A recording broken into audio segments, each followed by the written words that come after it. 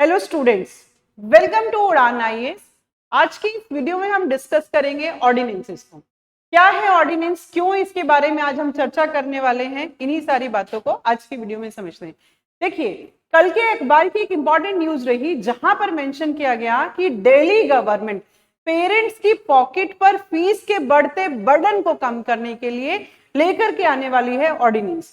Ordinance क्यों लेकर के आया जाने वाला है? क्योंकि इस टाइम असेंबली का सेशन नहीं है या असेंबली रेसेस पीरियड में है। ठीक है, तो अब हम इन्हीं सारी बातों को वीडियो में देखते हैं कि क्या सेंट्रल लेवल पे भी ऑर्डिनेंस इशू किए जाते हैं, अगर किए जाते हैं तो कब ये इशू किए जाते हैं, स्टेट लेवल पे क्या प्रोविजन है और यूटी के केस में क्या प्रोविजन है। देखिए, सेंट्रल लेवल पे अगर हम बात करें, under article 1, 2, 3 president of India क्या है, एम्पावर्ड है to promulgate ordinances when during the recess of parliament. जब भी दोनों हाउसेज हमारे सेशन में नहीं है या कोई एक हाउस सेशन में नहीं है, सेशन क्या होता है इसको हम नेक्स्ट वीडियो में समझेंगे। बट आज आप समझिए कि जब भी दोनों हाउसेज या कोई एक हाउस सेशन में नहीं होगा, उस दौरान राष्ट्रपति जी काउंसिल ऑफ मिनिस्टर की एडवाइस पर ऑर्डिनेंस या अध्यादेश जारी करते हैं। अध्यादेश या ऑर्डिनेंस उन सभी मुद्दों पर जारी किया जा सकता है जिनके ऊपर पार्लियामेंट की अथॉरिटी है। मतलब जहां तक पार्लियामेंट लेजिस्लेट कर सकती है उन सभी सब्जेक्ट्स के ऊपर ऑर्डिनेंस इशू किया जा सकता है, except constitutional amendment act. Constitutional amendment act के लिए कभी भी ऑर्डिनेंस का रूट नहीं फॉलो किया जाएगा। साथ ही साथ यहाँ एक इंपॉर्टेंट बात ध्यान देने वाली ये भी है कि पार्लियामेंट की तरह ही जैसे पार्लियामेंट फंडामेंटल राइट्स को एब्रिज करने के लिए कोई लॉ नहीं लेके आ सकती, वैसे ही कोई भी ऑर्डिनेंस फंडामेंटल राइट को एब्रिज या कम नहीं कर सकता है।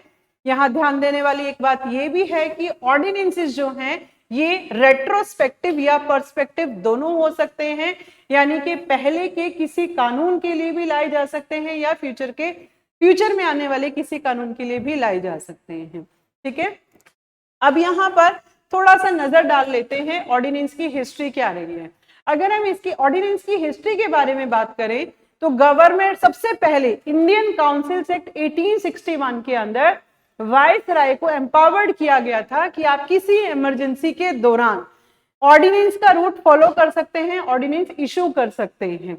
ये क्यों किया गया? 1857 की रिवॉल्ट के बाद में वाइस राय की पोजीशन को स्ट्रेंथन करने के लिए 1861 में वाइस राय को इमरजेंसी के दौरान ऑर्डिनेंस इशू करने की पावर दी गई थी। ठीक है, इसके बाद गवर्नमेंट ऑफ इंडिया एक्ट 1935 में गवर्नर जनरल को एम्पावर्ड किया गया ऑर्डिनेंसेस को इशू करने के लिए, और वहीं से हमने क्या किया, इंडियन कॉन्स्टिट्यूशन में आप जानते हैं लगभग 200 प्रोविजन ऐसे हैं जिनको कि गवर्नमेंट ऑफ इंडिया एक्ट 1935 से एज इट इज लिया गया है। तो ऑर्डिनेंस भी एक ऐसा ही हमारा सब्जेक्ट रहा है जिसको कि हमने गवर्नमेंट ऑफ इंडिया 1935 से लिया है। क्लियर है? तो हिस्ट्री क्लियर हुई। नेक्स्ट बात करते हैं फीचर्स क्या होंगी ऑर्डिनेंस की। ऑल्दो हम फीचर्स को पहले ही डिस्कस कर चुके हैं कि फीचर्स ये रहेंगे, रेट्रोस्पेक्टिव हो सकता है, पर्सपेक्टिव हो सकता है, साथ ही साथ फंडामेंटल राइट को एब्रिज नहीं करेगा, कॉन्स्टिट्यूशनल अमेंडमेंट एक्ट के लिए कभी भी ऑर्डिनेंस का रूट फॉलो नहीं किया जाएगा, ऑर्डिनेंस उन सभी मुद्दों पे लागू किया जा सकता है, के लिए लाया जा सकता है जिनके ऊपर पार्लियामेंट लेजिस्लेट कर सकती है। क्लियर है? सब साथ में देखते हैं पार्लियामेंट्री सेशन। पार्लियामेंट्री सेशन यानी कि 3 सेशंस की बात की जा रही है, बजट सेशन, मॉनसून सेशन और विंटर सेशन। अगर पार्लियामेंट सेशन में नहीं है, इसी दौरान क्या होगा, ऑर्डिनेंस इशू किया जाएगा काउंसिल ऑफ मिनिस्टर की एडवाइस पर। सेंट्रल लेवल पर president of India under article 1, 2, 3 ordinance issue करेंगे, governor of the state under article 2, 1, 3 council of minister की एडवाइस पर क्या करते हैं, ऑर्डिनेंस को इशू करते हैं। वैसा ही केस ऐसा है कि प्रेसिडेंट से प्रायर इंस्ट्रक्शन लेकर के यूटी के लेफ्टिनेंट गवर्नर ऑर्डिनेंस इशू कर सकते हैं उन सभी सब्जेक्ट्स के ऊपर जिन पर यूटी की असेंबली क्या कर सकती है, लेजिस्लेट कर सकती है। बात ध्यान में रखेंगे। हाँ, यहाँ एक बात हमें जो समझने वाली है कि एक छोटा सा डिफरेंस है स्टेट और यूटी के केस में। जहां पर जब स्टेट के में गवर्नर कोई ऑर्डिनेंस इशू करने वाले हैं तो उन्हें प्रेसिडेंट से प्रायर इंस्ट्रक्शन लेने की नीड नहीं, जबकि यूटी के केस में लेफ्टिनेंट गवर्नर को प्रेसिडेंट से प्रायर इंस्ट्रक्शन लेने की जरूरत है। क्लियर है? नेक्स्ट देखते हैं पावर या जस्टिसेबिलिटी ऑफ द प्रेसिडेंट सेटिस्फेक्शन, क्या है ये।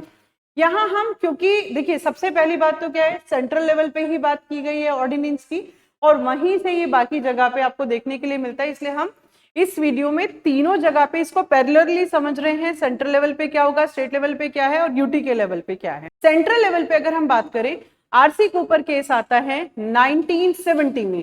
यहां पर बोल दिया गया कि प्रेसिडेंट जब भी ऑर्डिनेंस इशू करेंगे, इस ऑर्डिनेंस का भी क्या किया जा सकता है, जुडिशियल रिव्यू किया जा सकता है कि कहीं ये किसी मेलाफाइड ग्राउंड पे तो नहीं है, या पार्लियामेंट की पावर को कंट्रोल करने के लिए तो ऑर्डिनेंस के रूट को फॉलो नहीं किया गया है।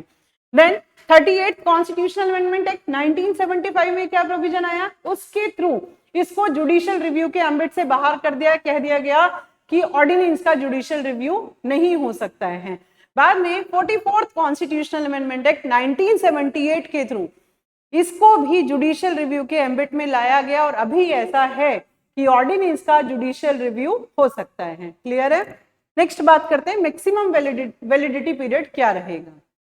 देखिए, जब भी कोई ऑर्डिनेंस इशू किया जाता है, इसके केस में ये होगा कि जैसे ही पार्लियामेंट या स्टेट लेजिस्लेटिव असेंबली या यूटी की असेंबली रीअसेंबल होगी, तो विद इन 6 वीक्स किसी भी ऑर्डिनेंस के ऊपर वो अपना डिसीजन लेगी, उसके ऊपर डिस्कशन करेगी। अगर डिसीजन डिस्कशन करते हैं तो क्या होगा कि ये एक लॉ बन जाएगा, नहीं करते हैं तो ऑर्डिनेंस लैप्स हो जाएगा। क्लियर है। दूसरी बात यहां देखना है कि अगर किसी भी कारण से पार्लियामेंट का, स्टेट लेजिस्लेटिव असेंबलीज का, यूटी असेंबलीज का सेशन नहीं हो पाता है, तो उस दौरान इसका जो लाइफ स्पैन रहेगा वो होगा 6 मंथ्स एंड 6 वीक्स।